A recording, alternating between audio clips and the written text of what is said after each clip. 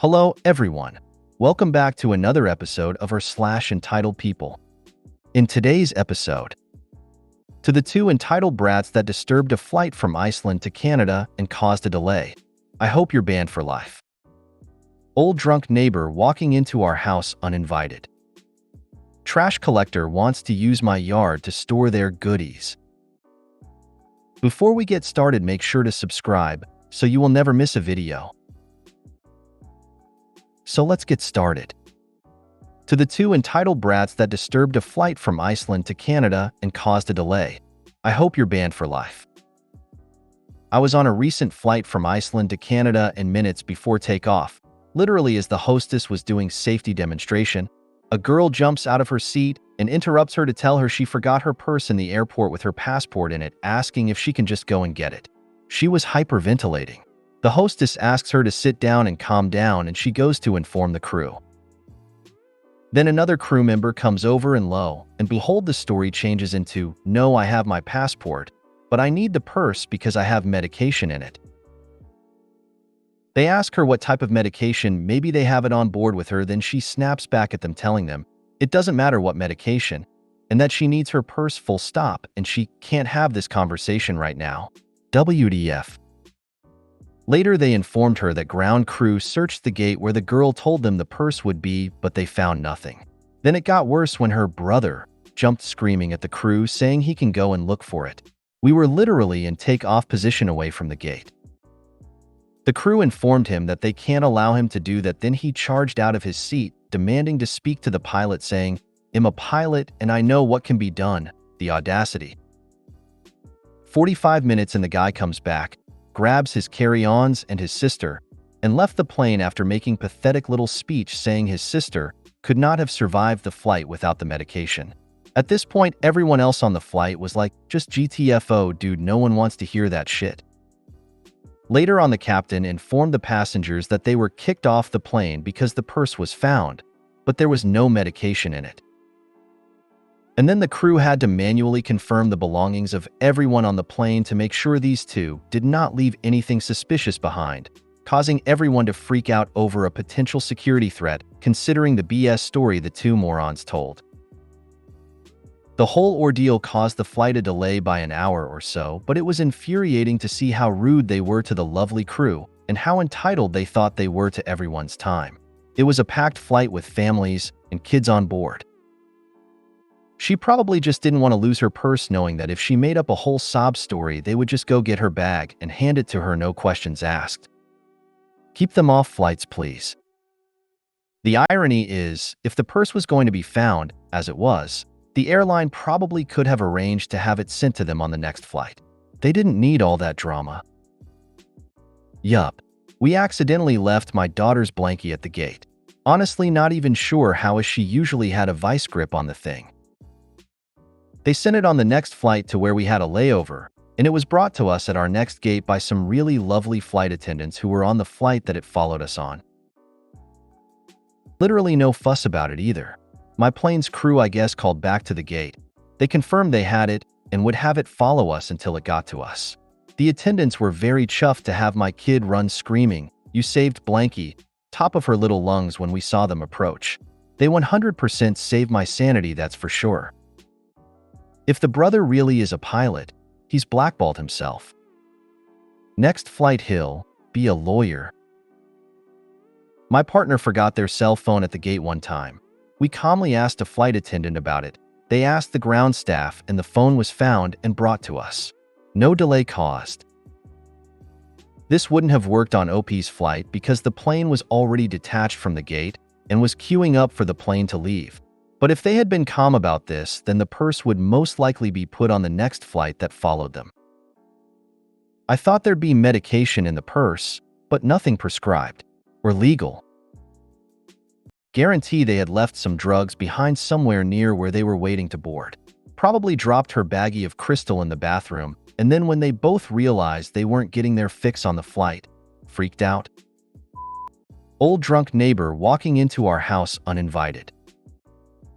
My fiancé and I bought an old house in a nice neighborhood about a year and a half ago. So far, our neighbors are fine. Our direct neighbors are actually our best friends. The guy behind us, though. His name is Bob. Bob used to own our best friend's house, and because our house was abandoned for a while, he'd take care of the lawn. Once our friends bought his house and he moved to the house behind ours, he put in a gate so he could cut through their backyard to get to the other side of the block. Obviously, that's not cool, but whatever. They've asked him to stop repeatedly. When my fiancé did a walkthrough of the house before we moved in, Bob walked into the house where my fiancé was literally walking through and started telling him what he should do with the inside of the house. He was insisting on doing this or that. It was very annoying. He really feels like he knows best. When we bought the house, we had plumbers over. It needed a lot of work. Who decided to just walk right into our house, uninvited, didn't knock or anything? Bob walked in like he owned the place. The plumbers were very confused. Again, he started offering unsolicited advice and directions to the plumbers. We needed to get work done on the garage, and so it was around 5 p.m., and the contractor was finishing up, and Bob comes walking over and walks right into the garage and starts asking the contractor questions as if he lives here. Then he comes up to the side door, knocks like crazy, and when we answer, he goes, "What is up?" We're like, "Contractors are working, Bob. What do you need?" And he complains that he can't take a nap because of all the noise. Why is that funny to us? Because he blasts his music in his backyard every day, regardless of the weather, very, very loud. You can hear it from inside your house. No one says anything though, because sadly it's a very good playlist. The music is great, unfortunately. We're always bopping out to it, and we feel angry that we love it so much, LMAO. Anyway, he will refuse to look at me or acknowledge my existence. He always only greets my fiancé, and if I talk, he will look at my fiancé and not respond to what I say. It's very frustrating and insulting. Well, that's our neighbor Bob. He's also a gardener and a racist and a drunk who passes out in his lawn. It's like a cartoon. If I read this right, Bob is getting through the gate at the back of your property. Secure the gate, lock it, get rid of it, remove it, and replace it with fence. Put several padlocks on it to keep him out. Keep your door locked. Definitely. Last thing you want is to have Bob get an easement on your property because you allowed him to continue passing through. Get a spray bottle with water and spray him in the face while saying, "No, Bob. Sit. Stay." Bad Bob. Every time he tries to get in your house. Or in true Reddit fashion, get some motion sensor sprinklers. The solution to every yard problem. Get a trespassing order against this man. It's already gone on too long. You apparently, by law, need to verbally tell Bob he is no longer allowed on your property before trespassing him on paper. When you are telling him Opie, be sure to pointedly stare over his shoulder. Treat this disrespectful crazy H exactly how he's treated you, like he doesn't matter one iota. Lock or remove the gate. Post a no trespassing sign. Lock your doors. Make it obvious that Bob is unwelcome. Also, get a defensive weapon if you feel threatened. Then file criminal complaints if, when necessary. What you've described sounds like an episode of Fear Thy Neighbor on ID Discovery. Trash collector wants to use my yard to store their goodies. So with summer around the corner, my husband and I have been cleaning up our yard and setting things out on the side of the road. Next week is our town's big trash week, so everyone in our neighborhood has been setting stuff out. It isn't just our house that has unwanted clutter on the side of the road. Now, while my husband and I were outside, a person from around our place, but not our neighborhood, was walking their dog around the block. We kinda live in the woods, so our little neighborhood attracts a lot of people from around our place that can't take a walk anywhere else. Lack of safe spaces to walk that isn't directly in the forest. As she sees my husband and I, she starts a conversation with us about the renovations we recently did on our front yard. All is going well when she notices a small iron and wood bench we had set out for the city pickup. She asks us if we're giving it away, and I say yes, and that we were also going to put out a larger one that she could take if she wanted. Giddily, she grabs the small bench and puts it back in our driveway. She says she'll be back soon to come pick it up with her friend in the next 2 days. I'm already a little irked. because trash from the side of the road is usually a first come first serve type of situation. I put it there because I don't want it in my yard. My husband and I figure it'll be fine. Anyways, the pickup isn't until next week.